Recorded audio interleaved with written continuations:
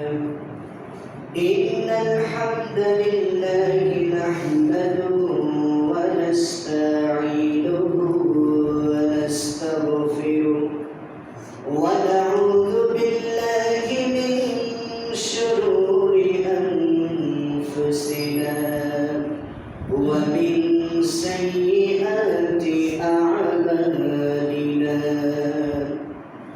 من يهده الله فلا مضل له ومن يضلله فلن تجد له وليا مرشدا ونشهد أن لا إله إلا الله وحده لا شريك له ونشهد أن سيدنا سندنا ومولانا وأولانا وطبيب قلوبنا محمد الذي أرسله بالحق بشيرا ونذيرا وداعيا إلى الله بإذنه وسراجا وقمرا منيرا فقد قال الله تعالى في كلامه المجيد والفرقانه الحميد সকলে জবান খুলে মহব্বতের সাথে দিল থেকে পড়ি আউযু বিল্লাহি মিনাশ শাইতানির রাজিম বিসমিল্লাহির রাহমানির রাহিম ইয়া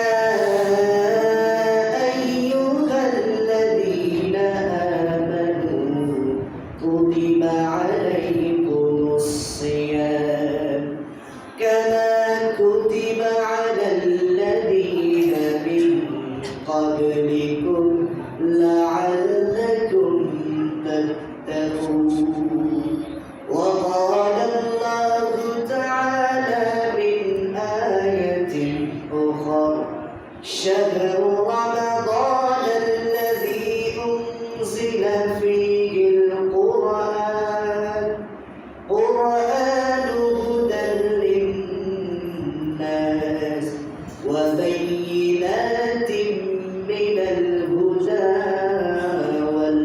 والفرقان وقال الله تعالى في شان حبيبه آمرا ومخبرا إن الله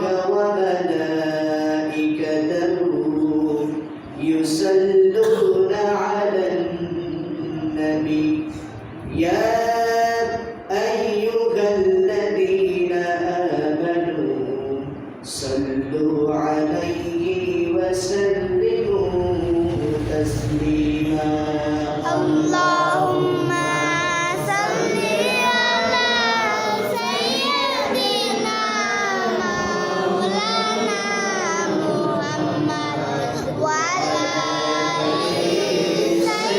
سيدنا شفيعنا محمد اللهم صل على سيدنا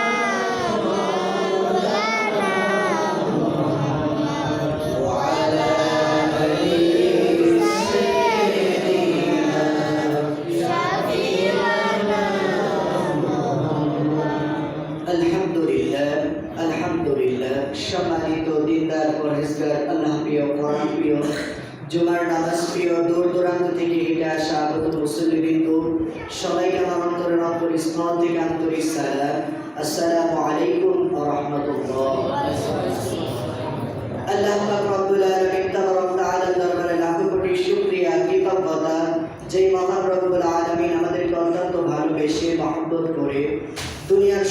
কাজ থেকে ফারিগ করে মসজিদের জন্য কবুল করে নিয়েছেন, এজন্য দিল থেকে শুকরিয়া আদায় করি। সকলে বলে আলহামদুলিল্লাহ। আর জোরে সকলে আলহামদুলিল্লাহ। আল্লাহ রাব্বুল আলামিন তাবারক ওয়া তাআলার দরবারে যাবতীয় কিছুর প্রশংসা, সকলে বলে আলহামদুলিল্লাহ। আজকে কততম রমজান? 8 রমজান আর 9 তারাবি আমরা পড়ব ইনশাআল্লাহ। আর 8 রমজান হয়ে যাচ্ছে। রমজান মাস আসলেই বরকতপূর্ণ একটা মাস। অন্যান্য দিনে না খেয়ে থাকলে, সকাল থেকে না খেয়ে থাকলে দুপুর বেলায় মাথা চক্কর দেয়, ঠিকই না? কিন্তু ওই যে সাহারি খেয়েছি আমরা, সাহারি খাওয়ার পর থেকে দীর্ঘ অনেক ঘন্টা পরে আমরা যখন মাগরিবের সময় যখন ইফতার করি, তার আগ মুহূর্ত পর্যন্ত আমাদের কোনো ক্লেশ যেন আসে না। এটা আল্লাহর রহমত ছাড়া আর কিছুই না। এই রমজান মাস বিগত 2টা জুম্মায় আলোচনা হয়েছে, আজকে দিয়ে 3 জুম্মা। রমজানের ফজিলত সম্পর্কে আমরা অনেক আলোচনা শুনতেছি, জানতেছি, কিন্তু আমরা কি নিজেদেরকে পরিবর্তন করতে পেরেছি? আমাদের কি রোজা হচ্ছে? এই বিষয় নিয়ে আজকের আলোচনা ইনশাআল্লাহ। 4 জিনিস দুর্ভাগ্য। কয়টা জিনিস? 4টা জিনিস দুর্ভাগ্য। 1 নাম্বার জিনিস হচ্ছে যারা হচ্ছে ভয়ে কাঁদে না, আল্লাহর ভয়ে যাদের চক্ষু দিয়ে পানি বের হয় না, আল্লাহর ভয়ে যাদের হৃদয় প্রকম্পিত হয় না, চোখ দিয়ে পানি বের হয় না, ওই ব্যক্তি দুর্ভাগ্যী। আর যার অন্তরটা কঠিন, হয়তো এমন কিছু কথা শুনতেছে, জাহান্নামের ভয়ের কথা শুনতেছে, কিন্তু চোখ দিয়ে পানি আসতেছে না, অন্তরটা যেন ঘামতেছে না, ওই ব্যক্তিও দুর্ভাগ্য। 3 নাম্বার ব্যক্তি দুর্ভাগ্যের, যেই ব্যক্তি প্রচুর পরিমাণে আশা আকাঙ্ক্ষা বৃদ্ধি পায়। আমার এইটা লাগবে, আমার সেইটা লাগবে, আমার 3টা গাড়ি আছে, আরেকটা গাড়ি করলে আমার আরো সব থেকে ভালো হবে। এই যে আশা বৃদ্ধি পাওয়া, এইটা যার মধ্যে আছে, ওই ব্যক্তিও দুর্ভাগ্যবান। 4 নম্বরের দুর্ভাগ্যবান ব্যক্তি ওই ব্যক্তি যার লোভ লালসাটা বেশি। লোভ লালসা বেশি, লোভ বেশি।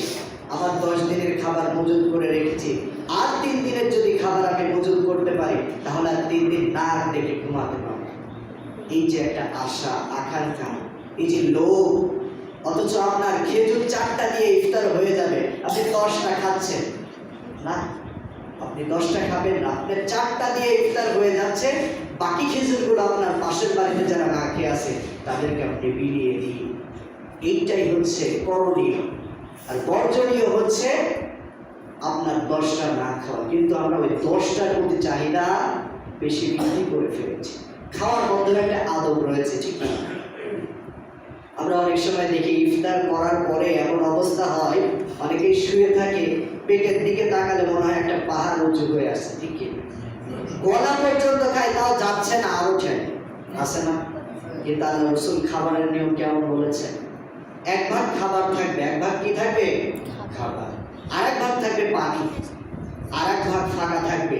আর ওই ফাঁকা অবস্থায় আপনি ইবাদত করে মজা পাবেন। আপনি যদি বেশি খান, আপনার ঘুম আসবে, আর ঘুম আসলে ইবাদতের মধ্যে মজা আসবে, মজা আসবে। যখনই পেট খালি থাকবে, ইবাদতে মজা আসবে, আর ভিক্ষুকের মতন আল্লাহর কাছে আপনি চাইতে পারবেন। আর যখনই চাইতে পারবেন, আল্লাহ তাআলা দয়া অপরিসীম, আল্লাহ তাআলা আপনাকে মাফ করে দেবে।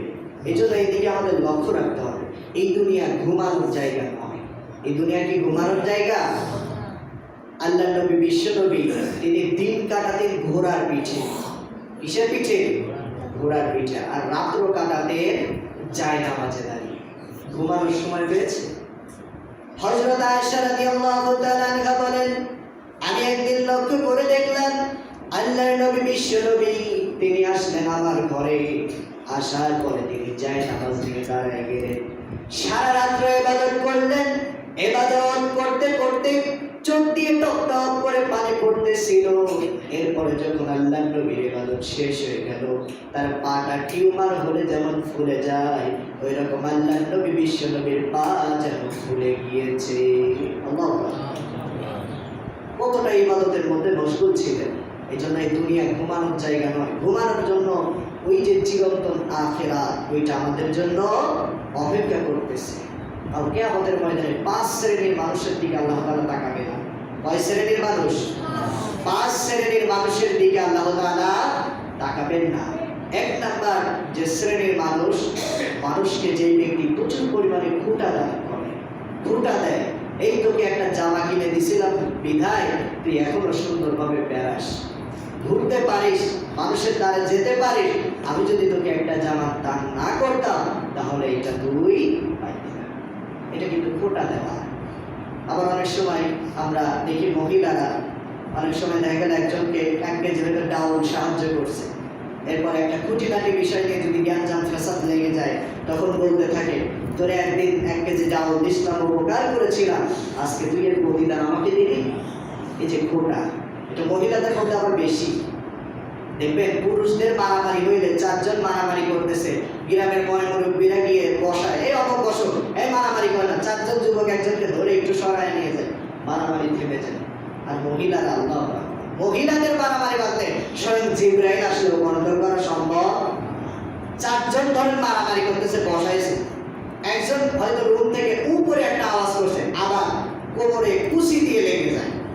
অমর তু করলো কেন? নিশ্চয়ই আমাকে কিছু বলবে। কেন করবে, কি জন্য করবে, এটা আমি জানতে চাই, আমার ছাড়ো, ঠিক কি না? এজন্য মহিলাদের মধ্যে খোটা দানকারীটা বেশি থাকে। এরপরে 2 নম্বর যে শ্রেণী, যার দিকে আল্লাহ তাআলা কিয়ামতের দিন তাকাবেন না, যে ব্যক্তি টাকনুর নিচে পোশাক পরে। কিসের নিচে? টাকনুর নিচে। এখন পোশাক 2 ধরনের হয়ে গেছে। ছেলেরা মেয়েদের মতন পোশাক পরে, মেয়েরা ছেলেদের মতো পরে। ছেলেদের উচিত টাকনুর উপরে পোশাক পরা। এই টাকনুর মধ্যে আল্লাহ তাআলা অনেক সুন্দর অবদান রেখে দিয়েছে। আপনারা কি জানেন? আপনাদের যে যৌনাঙ্গ, এটা বৃদ্ধি পায় যখন আপনার টাকনুতে প্রচুর পরিমাণে বাতাস লাগে, কিন্তু এই টাকনু ঢেকে রাখতে রাখতে আপনার যৌনাঙ্গ আল্লাহ তাআলা নষ্ট করে দেয়। আবার আল্লাহর হাবিব সাল্লাল্লাহু আলাইহি ওয়াসাল্লাম বলেন, মা আসফালা মিনাল কাবাইনি মিনাল ইজারি ফিন্নার। পুরুষের টাকনুর নিচের যে অংশ পায়জামা বা লুঙ্গি দ্বারা আবৃত থাকিবে, ওই অংশ জাহান্নামের আগুনে জ্বলবে। মহিলাদের পরার কথা ছিল মাথার চাঁদি থেকে পায়ের তালু পর্যন্ত, মহিলারা এখন টাকনুর উপরে পোশাক পরে কিনা? এইটা তারা করে। আর পুরুষদের উচিত ছিল টাকনুর উপরে পোশাক পরা, আর পুরুষরা এখন নিচে পরে। অনেকের প্যান্টের নিচের অংশে দাগ হয়ে যায়, ক্ষত চিহ্ন হয়ে যায়, ওই প্যান্টের নিচের তলাটা ওই পায়ের নিচে যাওয়ার কারণে, স্যান্ডেলের চাপে আর পায়ের চাপের মাঝে পড়ার কারণে ওই জায়গাটা ক্ষত হয়ে যায়, ঠিক কিনা? দাগ হয়ে যায়, বোঝা যায় যে অমুক ব্যক্তি প্যান্ট সে বা পায়জামা সে নিচের দিকে পরে। কিন্তু না, আপনি প্যান্ট পরেন, সমস্যা নেই, প্যান্ট না জায়েজ পোশাক না, আমি অন্তত এটা বলি না, কারণ যে জাননেওয়ালা ব্যক্তি সে বলে না। আমাদের ট্রেডিশনাল পোশাক হচ্ছে পায়জামা আর পাঞ্জাবি, আর মহিলাদের হচ্ছে শাড়ি। এটা হচ্ছে বাংলাদেশের ট্রেডিশনাল পোশাক। প্রত্যেকটা দেশের এক একটা পোশাক আছে। যেমন আমেরিকাতে তারা হাফ প্যান্ট আর হাফ গেঞ্জি পরে, ঠিক কিনা? এটা তাদের ট্রেডিশনাল পোশাক। বাংলাদেশের ট্রেডিশনাল পোশাক, যেটা জাতীয় পোশাক, সেটা হচ্ছে পুরুষদের পাঞ্জাবি আর পায়জামা, আর মহিলাদের হচ্ছে শাড়ি। কিন্তু এই পোশাকগুলি পালন করতে গিয়ে আমরা জাহান্নামের আগুনে চলতেছি কিনা, এইটাও আমাদের জানা দরকার। এই জন্য আমরা কাপড় কোথায় করবো? টাকনুর উপরে। 3 নাম্বার ব্যক্তি, যে ব্যক্তির দিকে আল্লাহ তাআলা কিয়ামতের ময়দানে তাকাবে না, সেই ব্যক্তি হচ্ছে বুড়ো জিনাকারী। বুড়ো জিনাকারী। অনেক মুরব্বী দেখবেন বয়স হয়ে যায়, কিন্তু তাদের চোখের জেনা থেকে নিজেদেরকে হেফাজত করতে পারে। বিভিন্ন ঠাট্টা চলে, বিভিন্ন খারাপ কথা, কটু কথা তারা বলে। এই জন্য বুড়ো জিনাকারী, যাদের বয়স হয়ে গেছে কিন্তু জিনাকে ছাড়তে পারে নাই, হয়তো সুযোগ পেলে একজন মহিলার সাথে জিনায় লিপ্ত হয়, ওই ব্যক্তির দিকে আল্লাহ তাআলা কিয়ামতের ময়দানে তাকাবে। এখন বলতে পারেন, হুজুর মুরব্বী যে হয়ে যায় তার তো চোখের জ্যোতিই কমে যায়। যারা জেনাকারী হয় তাদের চোখের জ্যোতি যেন বেড়ে যায়, ঠিক কিনা? তাদের কুকৌশল, তারা বসে সময় কাটায়, যার কারণে তাদের কুকৌশল তাদের শয়তানের খোঁজা দিয়ে বৃদ্ধি করে দেয়। 4 নাম্বার ব্যক্তি, যে ব্যক্তি অহংকারী, যে ব্যক্তির অহংকার থাকবে, ওই ব্যক্তি কাল কিয়ামতের ময়দানে আল্লাহ তাআলা তার দিকে তাকাবে না। অহংকার এমন একটা জিনিস, এটার উদাহরণ দেওয়া হয়েছে অগ্নি বা আগুন। আগুন যেমন কাঠকে পুরায় ধ্বংস করে দেয়, অহংকার আপনার জীবনের আমল নামাগুলি পুরা পুরাই ধ্বংস করে দেয়, আমল নামা বলতে আর কিচ্ছু থাকে না। এই জন্য অহংকার থেকে মুক্তি পাওয়ার জন্য আল্লাহ রাসূল সাল্লাল্লাহু আলাইহি ওয়াসাল্লাম বলেছেন যে তোমরা প্রচুর পরিমাণে মানুষকে সালাম দাও। কি করো? সালাম দাও। আগে আগে সালামকারী অহংকার থেকে মুক্তি লাভ করে। এই জন্য আল্লাহ রাসূল সাল্লাল্লাহু আলাইহি ওয়াসাল্লাম বলেছেন বেশি বেশি সালাম প্রদান করো। আর 5 নাম্বার ব্যক্তি মিথ্যাবাদী শাসক। মিথ্যাবাদী শাসক। আমাদের শাসক কি মিথ্যাবাদী না সত্যবাদী? বলে যে হুজুর এটা বললেই তো আমার মুনাসুরিতে ফাঁসি হয়ে যাবে। ঠিক না? আসলে আমাদের শাসক এখন বর্তমান মিথ্যাবাদী। ঠিক কি না? ইমানে বল নাই। ঠিক কি না? আসলে আমাদের শাসক এখন মিথ্যাবাদী, যার কারণে দুনিয়াতে ভূমিকম্প বৃদ্ধি পেয়েছে, আযাব গজব বৃদ্ধি পেয়েছে, এবং আমরা এমনও নজির পাচ্ছি হয়তো ইমাম মাহদীর আগমন ঘটে যাবে। সুতরাং কিয়ামত সন্নিকটে। জিবরাইল আলাইহিস সালাতু ওয়াস সালামকে আল্লাহর নবী বললেন, ও জিবরাইল, আমার মৃত্যুর পরে তুমি দুনিয়াতে কতবার আসবা? জিবরাইল বলল, ইয়া রাসূলুল্লাহ, আপনার মৃত্যুর আগ মুহূর্ত পর্যন্ত আমি 24,000 বারের অধিক দুনিয়ার মধ্যে আগমন করব, কিন্তু আপনার মৃত্যুর পরে আমি দুনিয়ার মধ্যে অন্তত 10 বার আসবো। কয়বার? 10 বার। আমি একবার আসবো, মানুষের খাবারের স্বাদ তুলে দিব। কি তুলে দিব? খাবারের স্বাদ। খাবার খাবে মানুষ, কিন্তু স্বাদ উপলব্ধি করবে না। আমি মহব্বতটাকে 2 নম্বরে সিনায় দিব। মানুষের মধ্যে মহব্বত থাকবে না। সন্তান বাপকে ভালোবাসবে না, বাপ সন্তানকে ভালোবাসবে না। মহব্বত জিনিসটা আমি আল্লাহ তাআলা জিবরাইলের মাধ্যমে উঠিয়ে নিব। আর আমি জিবরাইল শেষ 10ম বারে যখন আসবো, তখন কোরআনের আয়াতটা তুলে নিব। আর যখন এই কোরআনের আয়াত তুলে নিব, আল্লাহ বলার মতন কোনো ব্যক্তি থাকবে না। ওই দিন আল্লাহ তাআলা ইসরাফিল আলাইহিস সালাতু ওয়াস সালামকে ফুৎকার দিতে বলবে, আর কিয়ামত সংঘটিত হয়ে যাবে। কয় শ্রেণীর দিকে আল্লাহ তাআলা তাকাবে না? 5 শ্রেণীর দিকে। আবার 3 জিনিস গুনাহ মাপের আশঙ্কা দেয়। কয় জিনিস? 3 জিনিস। 1 নাম্বার হচ্ছে আফসুস সালাম, বেশি বেশি সালাম প্রদান করা। এরপরে যেটা, সেটা হচ্ছে ওয়াতারিবুত তাআম, যারা মানুষকে সুযোগ পেলে মানুষকে খানা খাওয়ায়, আহার করায়, মানুষদেরকে খাবার দিয়ে সাহায্য করে। ওয়াসাল্লু বিল লাইলি ওয়ান নাসু নিয়াম, আর যখন শেষ রাতে মানুষ ঘুমায়, আল্লাহ তাআলা মানুষকে ডাকে, ও আমার বান্দারা, কে আছো আমার কাছে যাও, আমি প্রথম আসমানে চলে এসেছি। ওই সময় যে ব্যক্তি চায় নামাজ বিছায়, আল্লাহর দরবারে দাঁড়িয়ে আল্লাহর কাছে সাহায্য প্রার্থনা করে। এই 3 ধরনের ব্যক্তিদের আল্লাহ তাআলা বলেন, এই 3 ধরনের ব্যক্তি গুনাহ মাফের আশঙ্কা সবথেকে বেশি। আরেকটা বিষয়, সেটা হচ্ছে 3 জিনিস মুক্তির একটা সুযোগ পাওয়া যায়, যেটা হচ্ছে রাগ এবং সন্তুষ্ট অবস্থায় ন্যায় বিচার করে। কি করে? রাগ অবস্থায়ও ন্যায় বিচার করে, সন্তুষ্ট অবস্থায়ও ন্যায় বিচার করে। আমরা অনেক সময় রাগ হয়ে গেলে একজনের দিকে বিচার চাপায় দিই, ঠিক কি না? আমার যদি মনটা ভালো থাকে, তখন সুষ্ঠুভাবে বিচার করি। এই জন্য ন্যায় বিচার যে ব্যক্তি সুষ্ঠুভাবে করে, যখন সে সন্তুষ্ট থাকে আবার অসন্তুষ্ট থাকে। 2 নাম্বার ব্যক্তি, যারা ধনী অবস্থায়ও দান করে, গরিব অবস্থায়ও দান করে। আর 3 নাম্বার ব্যক্তি, যে ব্যক্তি গোপনে এবং প্রকাশ্যে আল্লাহর পথে ব্যয় করে। কার পথে? আল্লাহর পথে। কালকে আমাদের ময়দানে আল্লাহর আরশের নিচে ছায়া পাবে যে ব্যক্তি গোপনে দান করেছে। 1 হাত দান করেছে, অন্য হাত টের পায় না। তবে প্রকাশ্যে আপনি দান করতে পারেন। আপনার প্রকাশ্যে দান করা দেখে আর 10 জন যদি দানের প্রতি উপলব্ধি হয়, দানের প্রতি আকৃষ্ট হয়, সে যদি দান করতে ইচ্ছুক হয়, এইটার জন্য আপনিও প্রকাশ্যে দান করতে পারবেন। তবে উত্তম দান আপনি গোপনে দান করবেন। আর 3টা জিনিস মানুষকে সর্বনাশের দিকে নিয়ে যায়। কয় জিনিস? 3 জিনিস। 1 নাম্বার হচ্ছে কৃপণতাকে বেছে নেওয়া। কি বেছে নেওয়া? কৃপণতা। আল্লাহ আপনাকে ব্যয় করার সাধ্য দিয়েছে, অথচ আপনি সব সময় কৃপণতা করেন। এক জায়গায় দিতে হবে 10 টাকা, আপনি দিচ্ছেন 2 টাকা। কৃপণতা। এই সম্পদ আপনার কোনো কাজে আসবে না। এই যে কৃপণতা করে, এদের কপালে খুবই দুর্ভোগ আছে। 2 নাম্বার ব্যক্তি, যারা মন মতো চলে, মনের যেইটা ইচ্ছা করে সেটাই করে। মনে যেটা ইচ্ছা করে সেটাই করে। কোনটা গুনাহের কাজ, কোনটা ভালো কাজ, কোনটা মন্দ কাজ, এটা বাছ বিচার করে না। আর 3 নাম্বারে যে ব্যক্তিরা অহংকারী। যে কয়টা কথা এতক্ষণ বললাম, এর মধ্যে অহংকারের সংখ্যা বেশি না কম? বেশি। তাহলে আমাদের সব থেকে বড় পয়েন্ট সেটা হচ্ছে আমরা অহংকার বেশি করি। এই অহংকার থেকে আমরা নিজেদেরকে সেভ করতে হবে। আল্লাহর নবী, বিশ্ব নবী, মানবতার বাগান শিক্ষক জনাবে মুহাম্মদুর রাসূলুল্লাহ সাল্লাল্লাহু আলাইহি ওয়াসাল্লাম বলেন, ও আমার সাহাবীরা, দুইটা জিনিসের গ্যারান্টি যদি কোনো ব্যক্তি দিতে পারে, দুইটা জিনিসের গ্যারান্টি, কয়টা জিনিস? দুইটা জিনিসের গ্যারান্টি যদি কোনো ব্যক্তি আমাকে দিতে পারে, আমি বিশ্ব নবী তার জান্নাতে যাওয়ার জিম্মাদার হয়ে যাব। সুবহানাল্লাহ।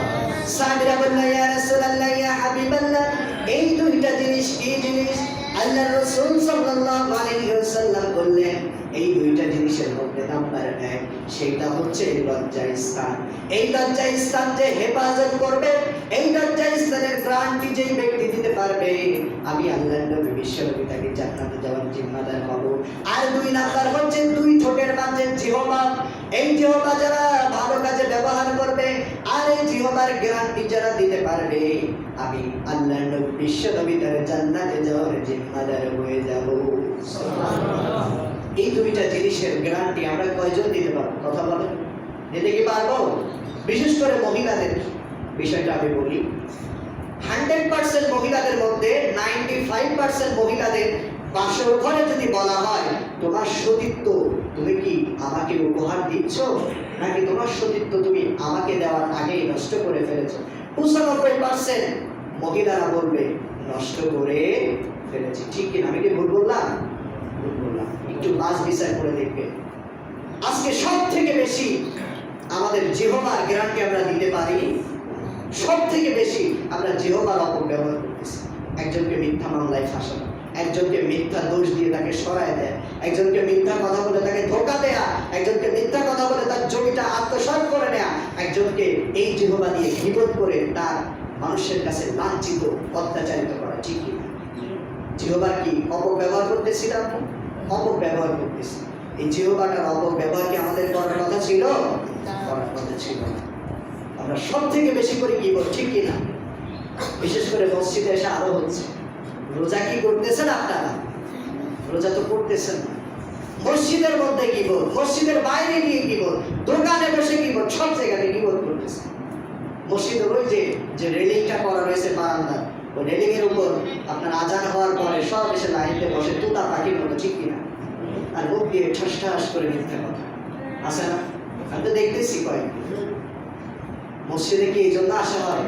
মসজিদে আসছেন নামাজের জন্য, অপেক্ষা করবেন, একটু সূরা কিরাত পারলে পড়বেন, একটু দরুদ শরীফ পারলে পড়বেন, কারণ এই মাসটা সওয়াবের মাস, 70 গুণ সওয়াব, 9 গুণ। কিন্তু আমরা কি তাই করতেছি? আমরা খালি ওই রেলিংয়ের উপর বসে কার কি হয়েছে, কার দানে পোকা লাগছে, কার দানে কয় কেজি সার দিছে, নানান ধরনের গল্প, কার মেয়ে অমুকের সাথে চলে গেছে, কার বিয়ে ঠিক হয়েছে, কার মেয়ের বিয়ে ঠিক করলে ভালো, নানান ধরনের চিন্তা। আমার কথায় রাগ করতেছেন? আসলে আমরা গীবতের মধ্যে লিপ্ত। আর এই গীবত করলে আমাদের রোজার কোনো ভ্যালু এডে, শুধু না খেয়ে থাকা হবে আর শরীরে কষ্ট দেওয়া হবে। আল্লাহর নবী বিশ্ব নবী, মানবতার বাগান শিক্ষক জনাবে মুহাম্মদুর রাসূলুল্লাহ সাল্লাল্লাহু আলাইহি ওয়াসাল্লাম আল্লাহর নবী বিশ্ব নবীর কাছে এসে সাহাবীরা বলল, ইয়া রাসূলুল্লাহ, ইয়া হাবিবাল্লাহ, আপনার 2 জন সাহাবী পেটের ব্যথার কারণে এত পরিমাণ পেটের মধ্যে তাদের ব্যথা হয়েছে যে তারা রোজাটা ধরে রাখতে পারতেছে না। আল্লাহর নবী বিশ্ব নবী বলল, তাদেরকে ডেকে আনো। ডেকে আনার পরে আল্লাহর নবী বিশ্ব নবী তাদের সামনে পাত্র দিতে বলল আর বমি করতে বলল। আল্লাহর নবী বিশ্ব নবীর কথা শুনে অনেকে হতভম্ব হয়ে গেল। আল্লাহর নবী বিশ্ব নবী কেমন বিচার করতেছে, তারা এমনিতেই পেটের ব্যথায় অসুস্থ কাতরাচ্ছে, আবার তারা যদি বমি করে হয়তো তারা দুনিয়া থেকে বিদায় নিয়ে চলে যাবে। আল্লাহর নবী বিশ্ব নবী বমি করার কথা বলার পরে তারা ওই 2টা পাত্রের মধ্যে 2 জন সাহাবী বমি করলো। বমি করার পরে তারা লক্ষ্য করে দেখলো ওই বমির মধ্যে রক্ত আর দুধ জমা আকারে রয়েছে। আল্লাহর নবী বিশ্ব নবী বলল, আমার 2 জন সাহাবী, তোমরা কি গীবত করেছো? বলে, ইয়া রাসূলুল্লাহ, ইয়া হাবিবাল্লাহ, আমি অমুক ভাইয়ের নামে 2টা কটূক্তি কথা বলেছি। আল্লাহর নবী বিশ্ব নবী বলল, এই গীবত করার কারণে তোমাদের খাবারগুলোকে আল্লাহ তাআলা রক্তের মধ্যে জমা দিয়ে দিয়েছে। সকলে বলি নাউজুবিল্লাহ। এজন্য রোজা অবস্থায় গীবত করলে ওই রোজার কোনো দাম আল্লাহর দরবারে নাই। এখন আসুন আমরা একটু নিজেরা নিজেদেরকে সমালোচনা করব। কি করব? সমালোচনা। একজন আরেকজনের সমালোচনা যদি করা যায় তাহলে সেটা হয় গীবত, পরনিন্দা। কিন্তু নিজেরা নিজেদের সমালোচনা করব মানে নিজেদের ভুলগুলো আমরা বের করব যে আমরা সঠিক পথে আছি না ভুল পথে আছি। কি রাজি আছি তো? এখন আমরা আসুন নিজেরা নিজেদেরকে একটু মিলাই আমরা কোন পথে আছি। ইফতারের মাস, রমজানের মাস। এই রমজান মাসে কত গুণ সওয়াব? 70। কত গুণ? 70। এখন আসেন আমরা কি কোরআন তেলাওয়াত করতেছি? ইফতার কি সঠিকভাবে করতেছি? তারাবির নামাজ কি সঠিকভাবে করতেছি? একটু মিলান তো। সঠিকভাবে হচ্ছে? বিশেষ করে ইফতারটা সবাই মিলে একত্রে করা, ঠিক কি না? আমাদের মসজিদে কি ইফতারের ব্যবস্থা আছে? এখন বলতে পারেন হুজুর মনে হয় লোভে পড়ে বলতেছেন। আসলে না, সকলকে নিয়ে ইফতার করাটা সুন্নাত। আপনাদের গ্রামের নাম কি? অনেকেই তো বলে খয়রাতি পাড়া। আমি আগে জানতাম গ্রামটা খয়রাতি পাড়া। আপনারাও যে খয়রাতি হয়ে যাচ্ছেন আমি বুঝতে পারি। দেখছেন 5 রমজান 6 রমজান নাই যেতে ইফতার কম, ইফতার আর নাই। আবার অনেকে ইফতার দিচ্ছে, এটার মধ্যে গুনাহগার হচ্ছে। এখন বলতে পারেন হুজুর কিভাবে? আপনার ইফতার দেওয়ার সামর্থ্য আছে 5,000 টাকা ব্যয় করা, আপনি 2,000 টাকা বিনায় দিয়ে হয়ে গেছে, এতে আপনি গুনাহগার হচ্ছেন নাকি? কথা বলেন, হচ্ছেন না? আল্লাহ আপনার সামর্থ্য দিয়েছে 5,000 খরচ করার, আপনি 2,000 টাকা খরচ করে বাহাবা নিচ্ছেন, এটাতে কোনো ফায়দা আছে? না। আবার অনেকেই মনে করতেছে যে ইফতার করায় লাভ কি? ইফতার করায় লাভ আছে না? অবশ্যই আছে। আল্লাহ রাসূল সাল্লাল্লাহু আলাইহি ওয়াসাল্লাম বলেন, তোমাদের সামর্থ্য না থাকলে এক গ্লাস পানি 2টা খেজুর একজন ইফতার করা ব্যক্তি, যে ব্যক্তি রোজাদার তাকে খাওয়াও। ওইটা খাওয়ালে তোমার রোজা হবে কিনা এর গ্যারান্টি নাই, কিন্তু ওই ব্যক্তিকে খাওয়ানোর কারণে একটা কবুল রোজার যে সওয়াব, ওই সওয়াব তোমার আমলনামায় আল্লাহ তাআলা লাভ আছে না? কিন্তু আজকে গরিব মিসকিনদেরকে সাহায্য করতেছে না। ইফতার দেওয়ার আমার সামর্থ্য আল্লাহ তাআলা দিয়েছে, আমি ইফতার দিচ্ছি না। কালকে আমাদের ময়দানে আপনি যখন কাঠ গড়ায় যাবেন তখন কি জবাব দিবেন? একটা ঘটনা বলে বুঝতে পারবেন আপনি কোন কাতারে আছেন। একজন গরিব মুসলমান রোজা রাখার কারণে ইফতার করবে, তার ইফতার করার মতন কোনো সামর্থ্য নাই। তিনি মানুষের দ্বারে দ্বারে যাচ্ছে টাকার জন্য, সাহায্যের জন্য। তিনি চিন্তা করতেছে পানির মধ্যে, আমি যদি পানির মধ্যে আমার বিবির সঙ্গে পানি পান করে যদি ইফতার করি হয়ে যাবে, কিন্তু ছোট্ট ছোট্ট সন্তান যখন আমার মুখের দিকে তাকাবে তখন আমি তাদেরকে কি জবাব দিব? এইটা চিন্তা করে তিনি ছোটাছুটি করতেছে। একজন মুসলমান ভাইয়ের কাছে তিনি গেল, যাওয়ার পরে বলল, মুসলমান ভাই, আমার বাড়িতে ছোট্ট ছোট্ট 2টা সন্তান রোজা রেখেছে, তাদের মুখে যদি আমি খাবার না তুলে দিতে পারি, আমি বাপ হিসেবে তাদের সামনে কি রকম মুখ দেখাবো? তিনি নিজেকে কষ্টের সাথে তুলনা করতেছেন। এরপরে মুসলমান ভাই বলল, তোমাকে একটা টাকাও আমি দিব না, এখান থেকে চলে যাও। এইটা বলে যখন তাড়িয়ে দিয়েছে, চোখের পানি ফেলতে ফেলতে রাস্তা দিয়ে ওই মুসলমান ব্যক্তি হেঁটে আসতেছে। একজন মুশরিক ব্যক্তির সঙ্গে দেখা হয়ে গেল। মুশরিক ব্যক্তি বলল, ও মুসলমান ভাই, তোমার কি হয়েছে, তুমি কাঁদো কেন? মুসলমান বলল, ভাই তোমাকে শোনা লাগবে না। মুশরিক বলল, আমাকে বলেন, যদি আমার সাধ্য থাকে তাহলে আপনার কান্নার কারণটা যদি আমি কোনো রকম একটু হেফাজত করতে পারি আমি চেষ্টা করব। মুসলমান বলল, আমি একজন মুসলমান, একজন অপর মুসলমানের কাছে গেলাম, আমার সন্তান ছোট্ট ছোট্ট সন্তানগুলো রোজা রয়েছে, তাদেরকে ইফতার করানোর জন্য সাহায্য চাইতে গেলাম, কিন্তু আমাকে সে সাহায্য করলো না, আমাকে সে তাড়ায় দিল। মুশরিক ব্যক্তির পকেট থেকে টাকা বের করে দিয়ে বলল, মুসলমান ভাই নাও, এই টাকা দিয়ে তোমার সন্তানদেরকে ইফতার করানো, আর যদি সম্ভব হয় তাহলে আমার টাকাটা তুমি প্রয়োজনে পরে ফিরিয়ে দিও। ব্যক্তিটা ইফতার সামগ্রী কেনার পর বাড়িতে চলে গেল, সন্তানদেরকে সামনে নিয়ে ইফতারের ব্যবস্থা করলো। ইফতারের সময় মনে পড়ে গেল, ওই যে মুশরিক ব্যক্তি আমার জন্য সাহায্য করেছে, তার জন্য আমি কি দোয়া করব, তার শুকরিয়া কিভাবে আমি জ্ঞাপন করব? আল্লাহর কাছে দোয়া করলো, আল্লাহ ওই মুশরিক ব্যক্তিকে তুমি হেদায়েতের মালা তার গলার মধ্যে পরায় দিও। তিনি যখন এই দোয়াটা করলো, আবার যখন শেষ রাতে সারি খাবে, তাহাজ্জুদের নামাজে দাঁড়ায় আল্লাহর কাছে দোয়া করলো।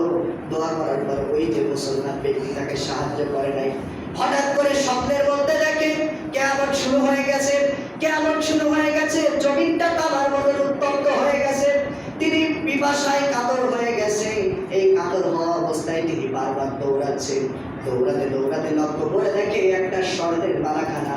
এত সুন্দর উজ্জ্বল বালাখানা সে আর কখনো দেখে নাই। বালাখানার সামনে যাওয়ার পরে দারোয়ান দেখতে পেল। দারোয়ানকে বলল, একটা চাবি দাও, এই কক্ষ খোলার জন্য চাবি দাও। আমি চাবি দিয়ে দাও, এই ঘরটা খুলে আমি ভিতরে যেতে চাই। দারোয়ান বলল, এই চাবিটা তোমাকে দেওয়া যাবে না, এই ঘরটা একজন মুশরিকের জন্য আল্লাহ তাআলা বানিয়েছে। এরপরে বলল, এই বাড়িটা কার জন্য বানানো? এরপরে বলল, এই বাড়িটা ওই সমস্ত মুশরিকদের জন্য, মুসলমানদের জন্য বানানো যারা রোজাদার ব্যক্তিদেরকে সাহায্য করে। এরপরে তার ঘুমটা যখন ভেঙে গেল, তিনি দৌড় দিয়ে ওই মুসলমানের বাড়িতে আসলো। আসার পরে বলল, ভাই কালকে আমার কাছে টাকা চেয়েছিলে, আমি দিতে পারি না, এই নাও টাকা নাও। মুসলমান বলে, এই টাকা এখন আমার লাগবে না, কারণ একজন মুশরিক আমাকে সাহায্য করেছে। বলল, কোন মুশরিক সাহায্য করেছে? তার বাড়িতে যাব। তার বাড়িতে দৌড় দিলেন। ওই মুশরিকের বাড়িতে যাওয়ার পর বলল, মুশরিক ভাই, আপনি যেই কয় টাকা দিয়েছেন তার ডাবল টাকা আমি দিব, কিন্তু আপনি ওই টাকাটা আমাকে ফেরত দিয়ে দেন। মুশরিক বলল, না, তুমি সবাই মতন দান করো নাই, এই জন্য তুমি ওই স্বর্ণের বিল্ডিংটা পাও নাই। ওই মুসলমান চিন্তায় পড়ে গেল, স্বপ্নের মধ্যে আমি বিল্ডিং দেখলাম, এই মুশরিক বিল্ডিং এর খবর পেল কিভাবে? আশ্চর্য হওয়ার ব্যাপার না? মুসলমান স্বপ্ন দেখলো, মুশরিক কিভাবে বিল্ডিং এর খবর জানে? তারপরে যখন বললো, মুশরিক ভাই তুমি বিল্ডিং এর খবর কিভাবে জানলেন? তখন বললো, আমাকে মুশরিক বলে আর ধাক্কা দিবা না, কারণ এখন আর আমি মুশরিক নাই, আমি মুসলমান হয়ে গেছি। আমি ওই দিন ওই মুসলমানকে সাহায্য করার পর রাত্রে যখন ঘুমালাম, হঠাৎ করে দেখি সুন্দর একজন মানুষ আমার ঘরের মধ্যে উপস্থিত হয়েছে। আমি তাকে জিজ্ঞাসা করলাম, তুমি কে? বললো, আমি আর কেউ না, আমি ওই যে সবুজ গম্বুজের নিচে ঘুমিয়ে থাকি, আমার নাম হচ্ছে মুহাম্মাদুর রাসূলুল্লাহ। আল্লাহর নবী বিশ্ব নবী আমার দরবারে এসেছেন। আসার পরে আমার হাতের উপর হাত রেখে আমাকে কালিমা পড়ায় মুসলমান বানিয়ে দিয়েছে। শুধু মুসলমান বানাই নাই, আমাকে ওই বিল্ডিং ঘরের সামনে নিয়ে গিয়ে বলেছে, এই বিল্ডিংটা আল্লাহ তাআলা ওই মুসলমানকে সাহায্য করার জন্য, আল্লাহ তাআলা তোমার জন্য বানিয়ে দিয়েছে। তাহলে মুসলমানদেরকে ইফতার করার লাভ আছে না লস?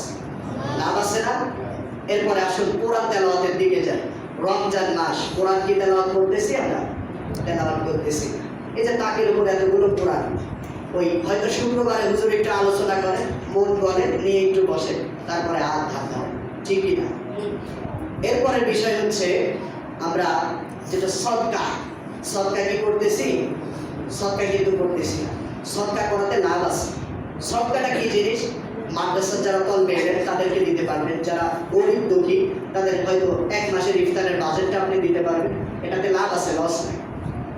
এটা ঘটনা বলি, একজন ব্যক্তি ছিল অনেক লম্বা, তাকে সবাই লম্বু বলে ডাকতো। একটা মাদ্রাসা ছাত্রদেরকে তিনি খানা খাওয়াতো। হঠাৎ একদিন তিনি খাবার নিয়ে যাচ্ছেন, মাদ্রাসার ছাত্ররা একটু দুষ্ট হয়, তো বলতেছে, তুই দেখ আমাদের লম্বু আসতেছে আমাদের জন্য খাবার নিয়ে। ব্যক্তিটা একটু রাগান্বিত হলো, খাবার না নিয়ে এসে খাবার নিয়ে ব্যাক করছে, বাড়িতে চলে গেছে। যাওয়ার পরে খাবার বলতেছে, খাওয়াবো না, দেখি তোদের খাওয়াই। এরপরে তিনি হয়তো ক্লান্ত অবস্থায় ঘুমায় গেছে। এখন স্বপ্নের মধ্যে দেখতেছে যে জাহান্নামের পাশ দিয়ে তার অর্ডার হয়েছে, জাহান্নামে যাবে। এখন পুলসিরাত দিয়ে তাদের পার হতে হবে। পুলসিরাত দিয়ে যখন পার হবে, পুলসিরাতের পাশে দাঁড়িয়ে আছে, ভয়তে উঠতেছে না। এখন দেখে ওই যে মাদ্রাসার পোলাপান যাদেরকে খাওয়াতো, তারা ফুটবল খেলতে খেলতে ওই পুলসিরাত দিয়ে হাসি ঠাট্টা করে পার হচ্ছে। এখন বলতেছে, ওইটা লম্বু দাঁড়ায় আছে, লম্বুরে নিয়ে আয়, আমাদের লম্বু। এরপরে তার হাতটা ধরে ওই পুলসিরাত আস্তে করে পার করে নিয়ে যাচ্ছে। তার ঘুমটা যখন ভেঙে গেল, তিনি চিন্তায় পড়ে গেল, তাদেরকে আমি খাবার থেকে বঞ্চিত করে রেখেছি। আমাকে তারা লম্বু বলে, হয়তো মজা করে একটু বলে, কিন্তু তাদের খাবার থেকে আমি বঞ্চিত রাখলাম। এই মাদ্রাসার তলবে যারা সবসময় কোরআন পড়ে, তাদের কোনো গুনাহ নাই। একটা হরফ পড়লে 10 নেকি, আর রমজান মাসে পড়তেছে হয় নাকি 70 নেকি। গুনাহ কি ব্যবস্থা আছে? সওয়াবে ভরপুর। তাদেরকে আমি খাবার থেকে বঞ্চিত করে রাখছি। তারা ফুটবল খেলতে খেলতে বলছিলাম পার হয়ে যাচ্ছে। আজকে এদেরকে বঞ্চিত করার কারণে আমাকে জাহান্নাম দেওয়া হচ্ছে। তিনি দৌড় দিয়ে খাবারটা নিয়ে চলে গেলেন। যাওয়ার পরে তাদেরকে তৃপ্তি সহকারে খাবার খাওয়ালেন আর বললেন, তোমরা আমাকে যা খুশি তাই নামে ডাকবা, আমি আরো বড্ড খুশি হয়ে যাবো। সকল বলে আল্লাহ। এই জন্য আমাদের দিলটা শক্ত করতে হবে, আমাদের মনটা বড় করতে হবে। কি করতে হবে না? অনেকে সামর্থ্য আছে, ইফতার দেয় না। অনেকে জানলা ফাঁকা দিয়ে কয়, হুজুর আজকে 14 কেজি মুরগি কিনছি। কয় কেজি? 14 কেজি। তুমি 14 কেজি মুরগি খাচ্ছ আর তোমার পাশের বাড়ির লোকজন না খেয়ে আছে, এটা দেখার দরকার আছে না? আবার মাশাআল্লাহ কিছু বোম ফাটানো মুসল্লি এখন মসজিদের মধ্যে আগমন করে। আগে জানতাম উৎসবিক মুসল্লি, সাপ্তাহিক মুসল্লি আর বাৎসরিক মুসল্লি, 3 ধরনের হয়। এখন তো এই বোম ফাটানো মুসল্লিও আছে। এরা কি করতে আসে জানেন? এই রমজান মাসে এদের আগমনটা বেশি হয়। হুজুরের কোন ভুল ধরা যায়, মুসল্লির কোন ভুল ধরা যায়, মসজিদের কমিটির কোন ভুল ধরা যায়, এইটা নিয়ে বাইরে গিয়ে সমালোচনা করবে। আর হয়তো একদিন আসবে, 6 দিন আসবে না, ওই 6 দিন এই রেকর্ড বাঁচতেই থাকে। এটা কি বল, পরদিনটা ছাড়া কিছুই। এই জন্য এটা থেকে সাবধান। এখন আসেন তারাবির নামাজ। তারাবির নামাজকে আমরা পড়তেছি, সঠিকভাবে আমাদের হচ্ছে না। সেদিন নামাজের মধ্যে মনে হয় শেষ রাকাতেই নাকি দেখলাম একটা আওয়াজ পালাম, কে যেন বলতেছে যে আমি থুতু ফেলে আসি যে আমার জায়গা ধরে রাখ। তারাবির মধ্যে বলতেছে আমি থুতু ফেলে আসি আমার জায়গা ধরে রাখ, কেউ জায়গা নিস। এই ধরনের নামাজ পড়লে হবে। একবার 4 ভদ্রলোক সফরে বের হয়েছে। এখন সফরে বের হয়েছে, নামাজের সময় হয়েছে, আজান দিয়েছে, মাগরিবের নামাজ পড়বে। এখন পানির মানে খালের কিনারায় জামাতে দাঁড়াইছে 3 জন, পিছনে একজন ইমাম। এখন 3 জন যখন নামাজে দাঁড়াইছে, তখন পিছন থেকে হঠাৎ একজন বসে বারবারে কিস্ত, মানে নজর পুকুরের দিকে পুরপুরি সারে না পানিতে, বুঝাচ্ছে পানির মধ্যে পুরপুরি সারে না। পাশের জন ভুদা দিয়ে পারে নামাজে কথা বললে নামাজ ভেঙে যেতে জানিস না। এখন পাশের জন্য বোঝাচ্ছে 3 নাম্বার ব্যক্তি বলতেছে তোরা 2টা কথা কইছিস, তোর 2টেরই নামাজ ভাঙছে। আমি কথা করি না, আমার নামাজ। তখন বলতেছে যে তোরা 2টা কথা বলছিস, তোর নামাজ ভেঙে গেছে। এখন ইমাম সাহেব বেচারা বলার দলিল পর্যন্ত গেছে, ঘুরে বলে আমি কথাও কই নাই, আমার নামাজ নামাজ কি কারণ হয়েছে ভাই? নামাজ কারণ হয়েছে? আমাদের তারাবির নামাজ এমন হচ্ছে। আবার অনেকে 8 রাকাত করে দৌড় দিয়ে চলে যায়। 8 রাকাত নামাজ কই পাইছেন আপনারা? আপনারা সুস্থ মানুষ, আপনাদের তো 8 রাকাত না। অসুস্থ ব্যক্তিরা অল্প নামাজ আদায় করে চলে যেতে পারে। যখন সাইয়েদনা ওমর ফারুক রাদিয়াল্লাহু তাআলা 20 রাকাতের ইজমা করলো, ওমর কি কমালো? যেখানে আল্লাহর নবী সব সময় ওমর এবং আবু বকরের সাথে ছিলেন। আল্লাহর নবীর মৃত্যুর সময় আবু বকর এবং ওমর পাশে দাঁড়িয়ে ছিল, এবং আল্লাহর নবীর মৃত্যুর পরে যেখানে দাফন হয়েছে পাশেই কিন্তু 2 জন সাহাবীর কবর, আবু বকর এবং ওমর। আবার আল্লাহর নবী বলেন কাল কিয়ামতের ময়দানে আমি এক হাত দিয়ে আবু বকর, এক হাত দিয়ে ওমরের হাতটা ধরে কিয়ামতের ময়দানে দাঁড়িয়ে থাকব। আর সেই ওমর ইজমা করলো 20 রাকাতের, আর আপনি কোন 20 রাকাত নামাজ পড়লেন? আজকে আপনি ওমরের 20 রাকাত তারাবির নামাজ মানলেন না, কাল কিয়ামতের ময়দানে আল্লাহর রাসূল যদি বলে ওমরকে মানো নাই, ওমরের ইজমা করা নামাজকে মানো নাই, আমি নবী আজকে তোমাকে উম্মত হিসেবে মানলাম না, তোমার কাতা কোথায় হবে? তোমার জায়গা কোথায় হবে? একটু মিলা। এই জন্য সমাজের উপস্থিতি অনেক কথা ছিল, কিন্তু সময়ের অভাবে বললাম না। শুধু রোজা না রাখলে কি শাস্তি হবে এটা বলে শেষ করে দেবে। এটা জানার দরকার আছে না? এবার একটু মিলাবেন বাড়ি যায়। আপনাদের রোজা হচ্ছে কি হচ্ছে না? অনেকের হচ্ছে শুধু উপোস আর শরীরের কষ্ট দেয়, রোজা তো হচ্ছে না। রোজা আসলে মানুষকে পরিবর্তন করার জন্য, কিন্তু আমরা কি পরিবর্তন হতে পারি? আল্লাহর নবী, বিশ্ব নবী, মানবতার মহান শিক্ষক জনাবে মুহাম্মদুর রাসূলুল্লাহ সাল্লাল্লাহু আলাইহি ওয়াসাল্লামকে জিবরাইল আলাইহিস সালাতু ওয়াস সালাম বলল, ইয়া রাসূলুল্লাহ, ইয়া হাবিবাল্লাহ, আপনি এই উঁচু পাহাড়ের উপর উঠে, আল্লাহর নবী বিশ্ব নবী অনেক কষ্ট করে পাহাড়ের উপর উঠলেন। ওঠার পরে তিনি একটা চিৎকারের আওয়াজ পেলেন। আল্লাহর নবী বিশ্ব নবী বলল, এই চিৎকারগুলো কাদের? জিবরাইল বলল, ইয়া রাসূলুল্লাহ, ইয়া হাবিবাল্লাহ, আপনার উম্মতের মধ্যে যারা বেরোজাদার হবে, যাদের সামর্থ্য ছিল রোজা রাখার মতো, কিন্তু তাদের সুনাম দেহের অধিকারী হওয়া সত্ত্বেও তারা রোজা রাখে নাই, এই জন্য আল্লাহ তাআলা তাদের শাস্তি প্রদান করতেছেন।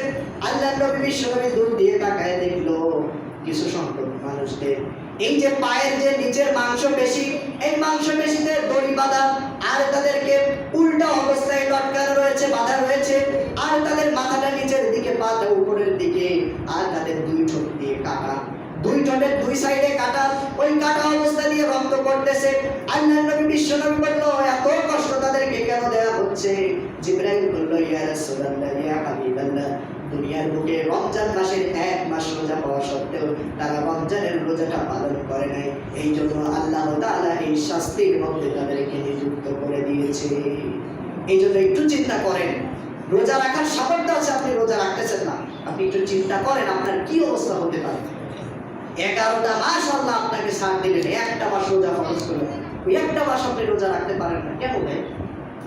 এই জন্য কথা বেশি বাড়ানো, অনেক কথা হয়ে গেছে। আজকে আরো কথা বলতে চাইছিলাম, তার কারণ হচ্ছে আপনাদের দিলের মধ্যে মহল পড়ে গেছে। কি পড়ে গেছে?